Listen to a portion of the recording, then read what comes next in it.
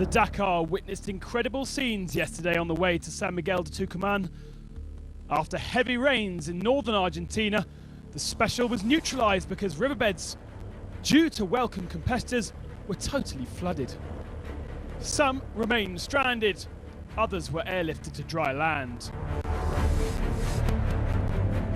In his quest for race leadership, Nasser Al-Attiyah was also victim of the flooding. Avoiding the water, he got stuck in a hole in his buggy.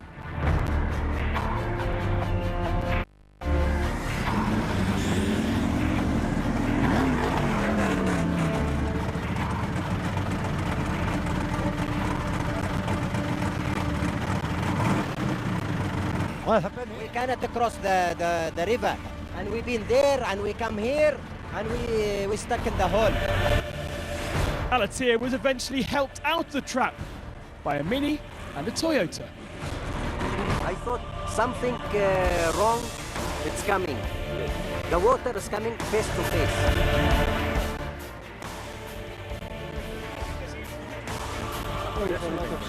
Yes. The organisers rapidly neutralised the special and gave the non-finishers the fourth place person's time. Good news for Nasser Al-Attiyah and all the late starters who had quite a fright. Only 4 cars eventually finished just before the chaos had hit. After such a hectic day, the heroes of the Dakar were welcomed beautifully by the people of San Miguel.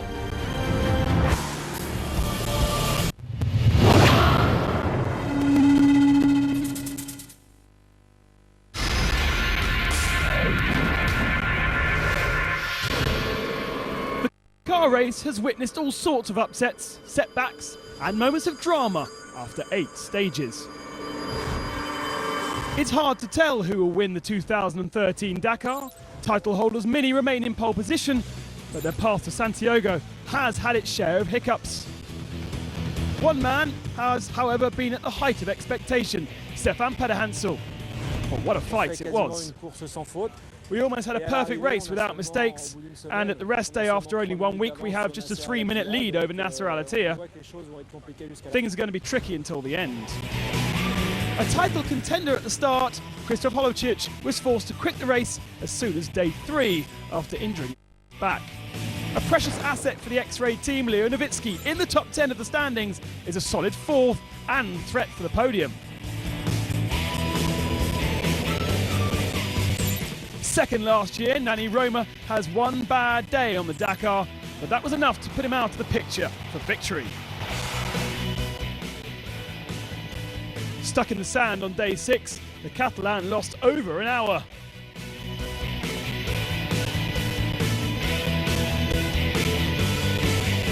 A lot can still happen, however, for the man who lies 7th spot overall.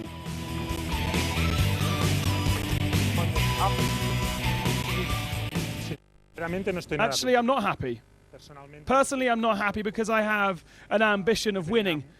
And right now, I am really very far behind. The team is happy. Stefan's the leader. We're just behind. The good thing is that we only have completed 1 week and a lot can still happen. For Nasser Al-Attiyah, it's been a pretty solid start for his new buggy.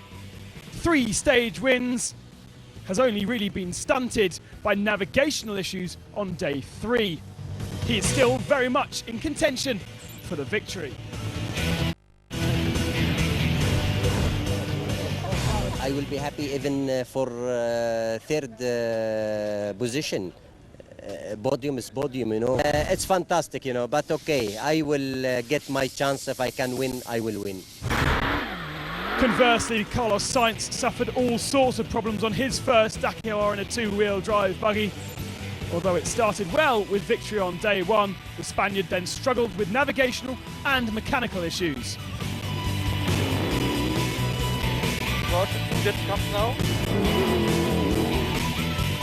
His Dakar eventually ended on day 6 after he damaged his Corvette engine. For Pederhansel, he was the main danger man. Giniel de Villiers is still in the fight for victory, but the South African will have to count on problems for his rivals if he wants to drive his Toyota to the win.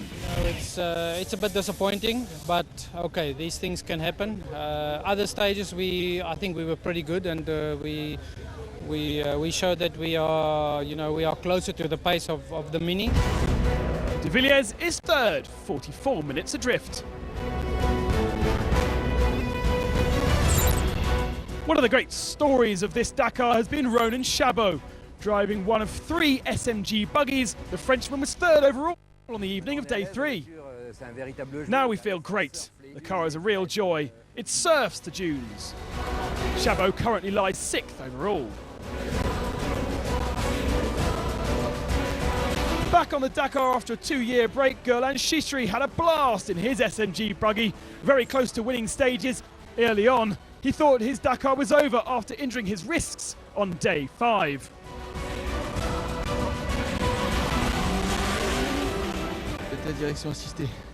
There's no power steering. I've done 160 kilometers without power steering. His glory day was eventually come, and he managed to give SMG its first ever win on stage 8. The good thing about Robbie Gordon is that whatever happens, he remains an entertainer. As soon as day 1, he got stuck in on a dune.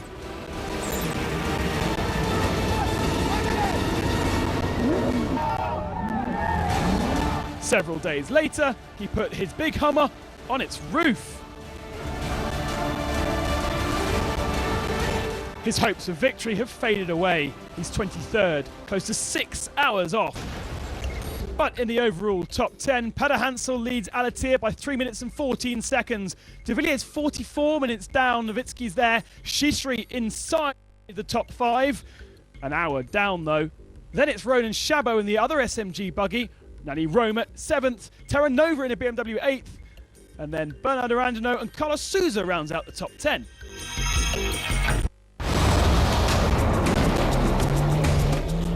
Coming next in the trucks, we have all the drama of week 1 and the 7 stages so far in the big boys category.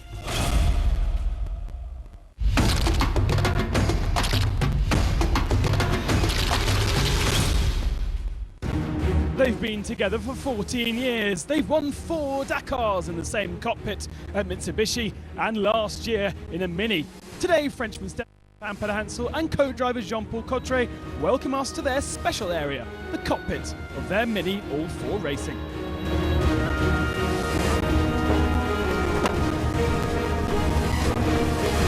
First of all, it's a car with a gearbox. We have 3 pedals, throttle, brake and clutch. But unlike a normal car, we use the right foot to accelerate, like on a normal car, but on the opposite we use the left to brake.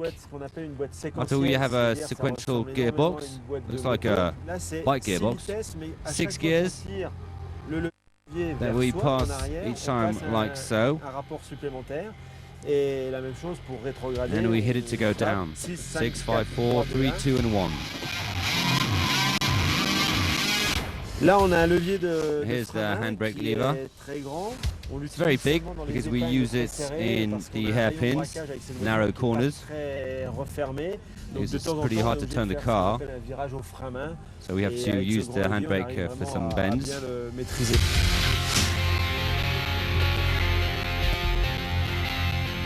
Like many drivers, I like to be close to the steering wheel. If you have the steering wheel like that and the seat back, you don't have enough strength. I like to have the steering wheel close to myself, to be reactive, and I try not to be too bended. The 302 green machine is known as Stéphane's car, but co-driver Jean-Paul Cottret has a lot to do inside.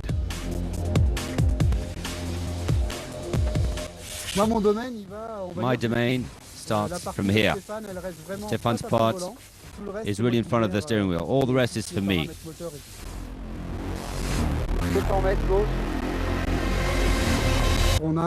We have 2 GPS organizations. One could be enough, but we prefer to have 2 in case of a problem on a device. We have 2 trips to count the car mileage. When we're on an off-road rally, we must be self-sufficient. We must control everything, like in a plane actually. There's a problem, we can do things very quickly. If there's a problem on a fuel pump, we cut the first, we turn on the second. Dashboards allow us to validate and control the functions of each element. In the dunes, I'm always watching the temperatures. If the temperature goes high, we'll get at a point of no return. We'll be in a security mode. It depends on the places we are. We have to be able to manage it, and sometimes spend more time watching the screens of the road.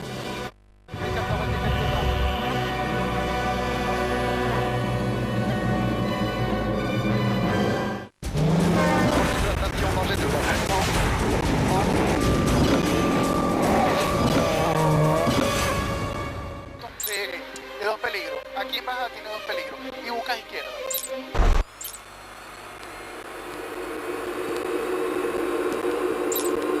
4 km sur notre. Ce sera la zone de Gadou. J'espère que ça va pas être la merde.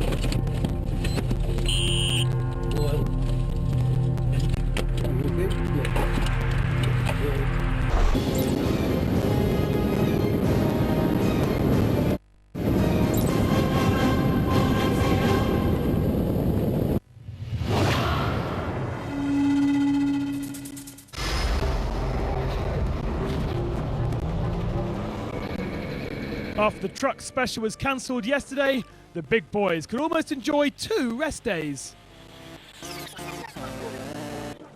But it's been a rough ride, even for favourites team Iveco de Roy.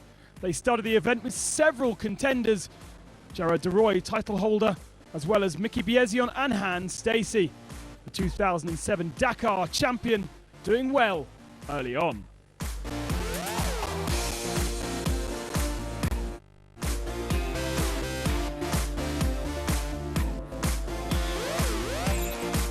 But on day 4, his world turned upside down. Stacey destroying his Iveco in a big barrel roll. The Dutch team losing a precious asset.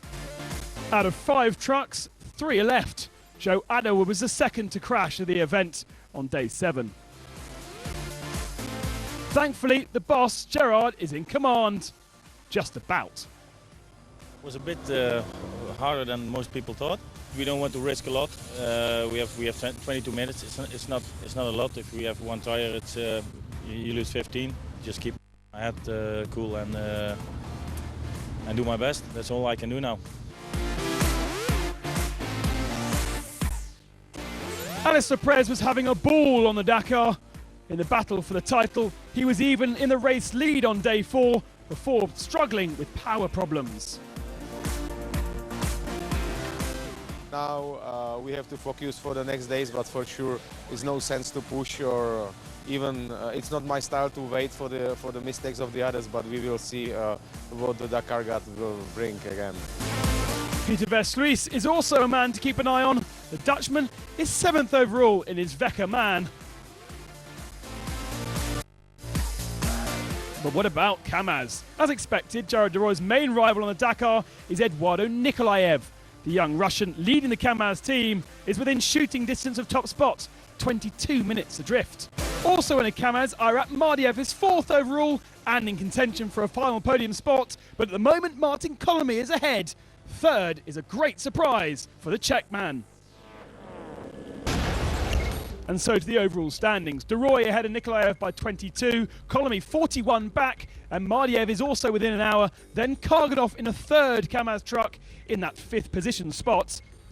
Lopez pushed down to 6th after his problems. Verslees 7th, Van Vliet another man in 8th. Then Kuipers is another of the teammates in the De Rooij team, and Van Brink rounds out the top 10.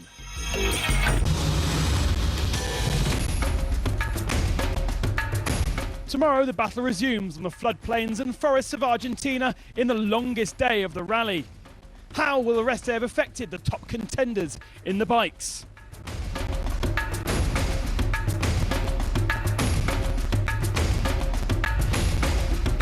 Can Stefan Pederhansel maintain that 3-minute advantage in the cars? What about the trucks? All that and more when the Dakar adventure continues.